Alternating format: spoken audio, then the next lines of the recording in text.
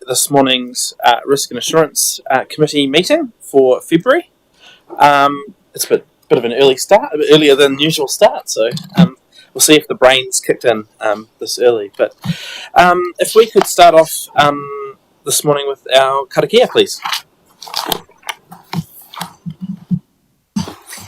Whakataka te ho ki te uru, whakataka te ho ki te tonga, kia mā kina kine kuta, kia mā taratara ki ta. Hei hiaki ana, te atakura, hei tio, hei huka, hei hohu, ti hei moriora. Thank you, everybody, and welcome staff and elected members and independent members. We have a pretty good agenda today. We have 3 apologies today from Councillor Young, Councillor Proctor and Councillor Olsen. If I could have I'll move that those apologies be accepted. Can I have a seconder? Thank you, Mayor Burney. All in favour? Thank you. We have no public participation. We have the one late item, which is an in-committee item, and so I just need a procedural motion that we move acceptance of that late item, noting that it wasn't available at the time the agenda was published, and the information would be too far out of date if it was to be left to the next meeting. Could I have a seconder? I'll move that. Seconded by Mayor Wanden. All in favour? Thank you. No, any against? None, I think. Any declarations of interest? Excuse me.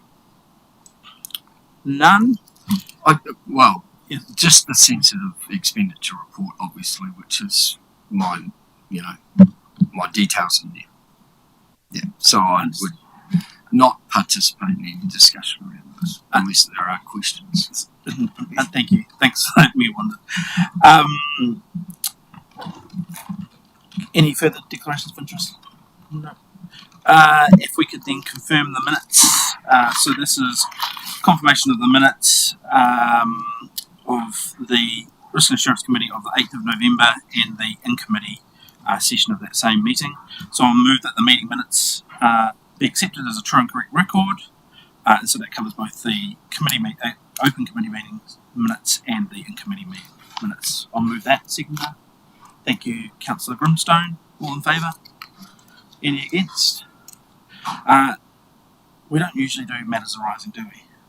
No.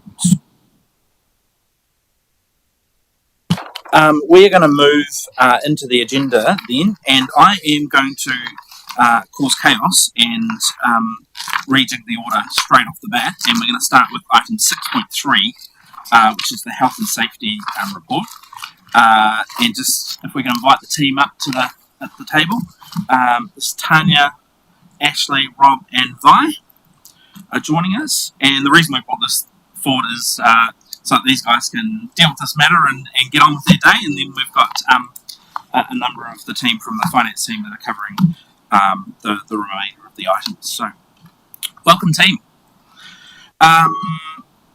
This is a Health and Safety and Wellbeing Quarterly Report, October to December. If I could move 2.1 and 2.2, that the report be received and that the matter or decision be recognised as not significant. If I could have a seconder for that. Thank you, Councillor Grimstone. All in favour? Any against? Thank you. Thank you, team. Over to you to introduce the report. Thank you, Chair. Morning, committee members. I'd like to introduce Vi Miller, who is the Compliance Manager, and Rob Ashworth, who is Animal Control Team Leader. So they are here for the Animal Control Deep Dive. But I'll just start with introducing the report. Before I do go to the overview of the report, I'd like to provide an update on the Safe Plus assessment report. So at the last RAC, I mentioned we were being assessed to the Safe Plus levels for health, safety and wellbeing at the end of November. We received the final report last week, and it's really good to let you know that we have improved in all 10 categories. in the performance requirements, with 7 of the 10 moving into the leading category, which we were really pleased with. Little tailing there, but that's okay. That's continual improvement. Overall, we still sit in performing because you must be in leading in all 10 areas. However, we're really proud of the work that we have put in. The organisation has really done us proud over the last few years. There are a number of recommendations as part of the report, and these will be added to our internal work program. I'd like to take this opportunity to thank the elected members who met with Gina, the assessor, for Safe Plus. Your comments, knowledge and positivity were really impressed and were mentioned to me after that meeting. So more information on that report will be shared in due course. So now to provide a high-level summary of the report for the Health Safety Wellbeing Dashboard over the 3 months, which were October to December 2023. You will see that the safety index on the front page has dropped by 1% in the leadership criteria, but the overall percentage has stayed steady at 99. The drop in leadership criteria was caused by 7 out of the 101 incidents reported.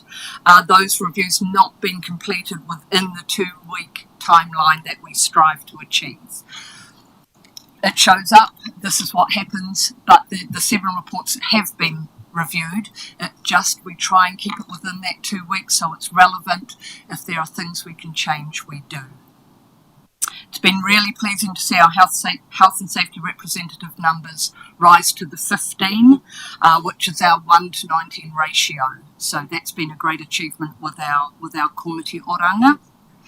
And I've also added a new section to the dashboard report, which previous members of what was the FAR committee, which is now the RAC, will recognise as an education piece on the health and safety critical risks. So this is a section that will be part of the dashboard report going forward to support due diligence. The deep dive, animal control. So these health and safety deep dive reports support the RAC to gain an understanding of the operations carried out by council. It shows the hazards and risks associated with those operations. It ensures council shows it has and uses appropriate resources and processes to eliminate or minimise those risks. Missed events, near-miss events, accidents and incidents reporting and responding to that information in a timely way. This supports you, the RAC members, have verification that the resources and processes are in place and being used. And the third report for today is the Health, Safety and Wellbeing Action Plan. And so during 2023, the Health and Safety team completed a review across our policies and processes and procedures. We engaged our staff directly to ensure their voice was an integral part of the continual improvement of health, safety and wellbeing and the development of the action plan. The action plan is an internal document that covers 3 years and is linked back to the Safe Plus key elements of leadership, worker engagement and risk management. So that's my overview and happy to take questions from across those reports. Thank you very much for that overview and congratulations and well done on the Safe Plus assessment. It was a very good meeting with the assessor and we took a lot out of it, so thank you for that. Team around the table, do we have any comments or questions on the dashboard to start with? Mayor Burney. Thanks, Tanya. And again, acknowledge the work that's gone into this. It's great. You talk about 3 categories that weren't going into that next. I assume they're in that risk management space, are they? Because that's the only space where we're not nearly overperforming. And I suppose the work that will be done to improve that over the next 12 months. That is correct, Mayor Burney. They are all in the risk area, so that is a space where we have put our focus on to really improve. Leadership and worker engagement were a huge push over the last couple of years, and we've shown that improvement. Risk management is the area that we are really focusing on now to achieve that space. And our next assessment is in 12 months' time, or late this year, is it? Or 2 years. So just to add there, we have seen improvement, so the dial has moved, and when we look and assess the report that came back to us, we think it is reflective of where we are sitting in that space. So we definitely agree with the comments that came back in that it is an area where we're going to definitely need to have our focus and look at the resourcing that we have internally, but also financially, and see what we can do in that space. Councillor Grimstone. Looking at these 7 incidents that have been reviewed but outside of the 2-week time frame, was there an underlying cause around why we've landed at 7? Because the number feels higher than what it's been in previous quarters. I took note of what the incidents were. So there was one for the civic group, and that was actually due to the person requiring to do the review, which was a team leader, had only been in the job a couple of weeks, and I was timing with inductions. It's part of their training that I do with them, and it was literally a timing thing. I possibly could have completed that review, but I thought it was important for the new team leader to move into that space and understand the reporting. The libraries one, there was nothing there. It was a vandalism, a broken sink, so it was a water on the floor type incident. We didn't really have a clear reason as to why it got missed in that space. And the aquatics ones were all in that sort of back end of December, so coming up school holidays and onwards. So there was nothing that was a high level report or risk that had it was bumps and trips, and so we just didn't get them done in the 2 weeks. So yes, it sounded high, but I think the 5 that came from aquatics is possibly more just the resourcing and time to get them done within that time frame. Any further comments, questions on the dashboard? All right, moving on to the action plan. Has anyone got any comments or questions on the contents of the action plan?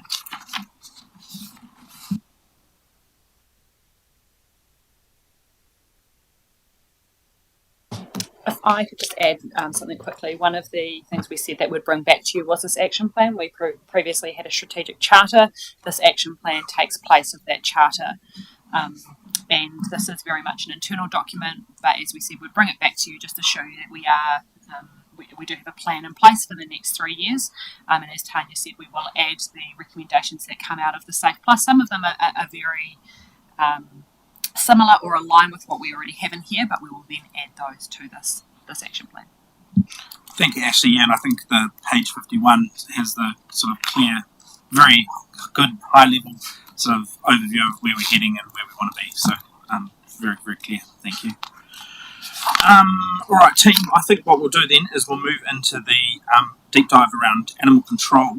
And for me, this is one of those things where we see things on paper around lone worker risk, working at night, angry people, angry animals, and you've got the trifecta and more here. So in your hands around how you want to approach this, whether you want to talk to the slides or whether you just want to open it up straight for questions, up to you.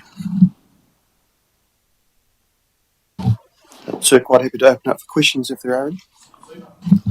Thanks, Rob. Well, yeah, so team, do we have any questions for Rob via the team around what you've read in your agenda papers? First question, Vi. The dog control bylaw 2015 seems like it must be overdue for review, is it? bylaw reviews due every 10 years, so this will be due 2025. Yep. So for bylaws, the initial bylaw needs to be reviewed within 5 years, and then the subsequent ones every 10 years. This bylaw's been in place since I think around 2006.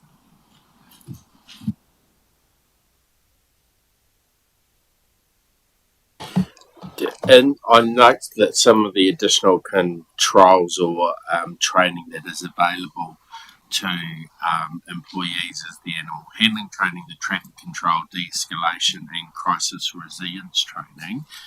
Do we have an overview of are all 7 staff members completing that training, or are they scheduled to complete that training on an, and what the frequency of reviewing that would look like? So the animal handling training at this stage is all in-house. It's delivered amongst the team with experience rather than an actual course that's attended. Although it is one thing that I am looking at as a possible provided training nationally. The traffic control, again, very little training that can actually be done in-house, considering we don't set up for traffic control situations. We deal with things as an emergency basis, and for most of the time we contact police to assist us with that. So at this stage I am looking at some traffic control provided training, but there's not much available out there to us for the service that we provide. De-escalation training is something that we are currently looking at with CERT being provided. It has been provided previously for senior staff, but we have quite a new team now, and so that's on the agenda to provide that training with CERT. There has been some correspondence to arrange that. Crisis resilience training. I'd just add a little bit to the traffic controller training. So Rob mentioned around there's very little specific training for animal control around traffic controller training. In the past, we have sent all of the team to traffic controller, where they've got traffic controller level 1, I think it is. But a lot of that training is sort of pitched at the people who are on the roadside looking after traffic control for roadworks and that sort of thing, which is not what animal control would be needing that for. And so taking staff out for a couple of days to do that for little return on investment, I guess, in terms of it being specific to us. You talked about crisis resilience training. We do that across, or as you know, we do that across the entire organisation. Our team fits in with the rest of the organisation schedule around crisis resilience, and similarly with de-escalation training. We've recently identified that de-escalation training specific to animal control and actually the other compliance officers is different to de-escalation training for other officers here, because they're out on sites, they're seeing a lot different customer behaviour than others might see here. And so Tanya and I have arranged for specific compliance officer animal control de-escalation training. Just a question around. Oh, sorry, maybe. You first. Rob, a sense for us in terms of, I assume most of your work is dog control. A sense in terms of, is that 80-20, 90-10, 75-25? The other thing I'm curious about is the dogs that you are generally dealing with, are they unregistered? And is there any, do you think, a correlation in terms of the cost of registering dogs that's having an impact on the amount of work that you are getting in that space? I would say the percentage of dogs versus other animals is probably more around the 90 to 95% dogs, probably closer to 95%. Registration. I'll say the majority of dogs that we do deal with are currently registered, although we do often come across the unregistered one. Sorry, what was your third point? Just your sense of people's reaction to the amount that they're paying to register their dogs. Do you get much, sort of pushback in terms of that? In my experience, no more than normal. There always has been that. I haven't noticed an increase in that myself. probably the front counter people that wear most of that, I'd say. But just a question from me around Rob. When in the police, for example, there is a lot of information about a property, the risks associated with a property or a property owner, and so I just wanted to understand the level of information or intelligence you might have before visiting a particular address around, other than number of dogs registered at that address. Do we have some sort of system or like a pool of information that can give you some insight into what you might be walking into in terms of previous history with the person being difficult to deal with, or unregistered dogs, that kind of thing? Yes, so in our system, every time an officer comes across a risk, and a lot of it's local knowledge, we enter that information against the dog in our register, and the registers speak with each other. So, just for example, I looked up a dog in Douglas Street yesterday that came up with a series of prior alerts, one of them dating back to 2013. So the information is certainly available and updated. Sure. Sorry, just to add to that. So as part of the induction process, when new staff come on board, there's lots of operating systems that we use. Some of the focus initially is actually on how to interrogate our systems to be able to find the information that you need. So there's a focus that's on that.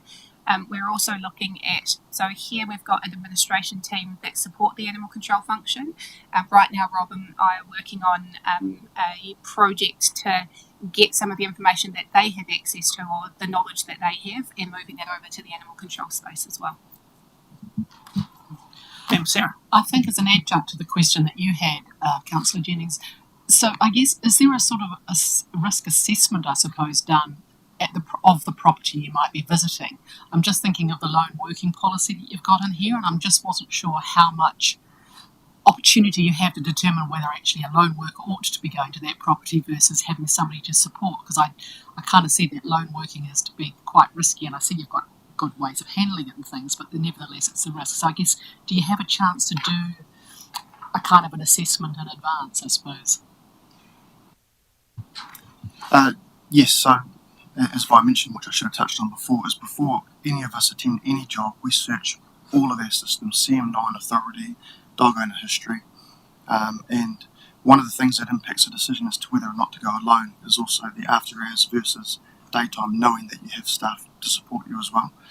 So we do have processes that are currently on paper that are going to be put into an electronic system where an officer can, in any situation, make a clear judgment on what's appropriate to respond to, when it's appropriate, and what resources they might need to call on to assist them, and how to go about that.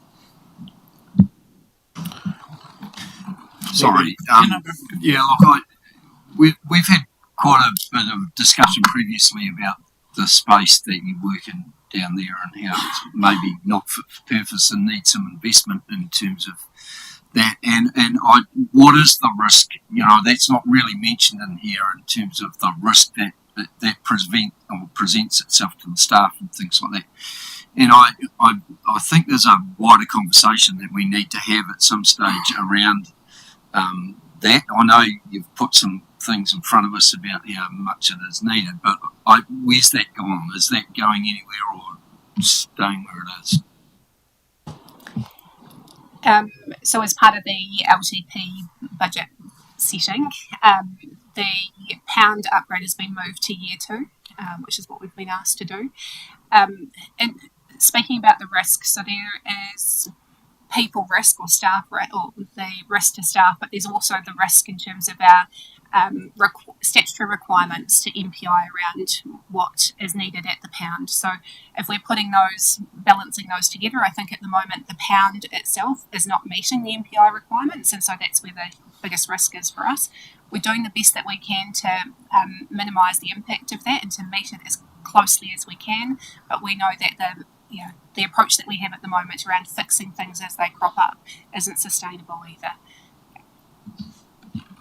Yeah, just to build on that line of question, because that's where I was going to go, so putting aside the MPI requirements in terms of the animal welfare, in terms of the risks identified around health and safety for staff, so I see obviously we've got CCTV, that kind of thing, but obviously there is a public interface at the pound where there's potentially also lone worker at that site, and so do we actually have a good understanding, or has there been an assessment around the physical design or elements that we have at that site in terms of what the risk is around health and safety, and how, whether the current site is fit for purpose, or do you sort of understand where I'm heading?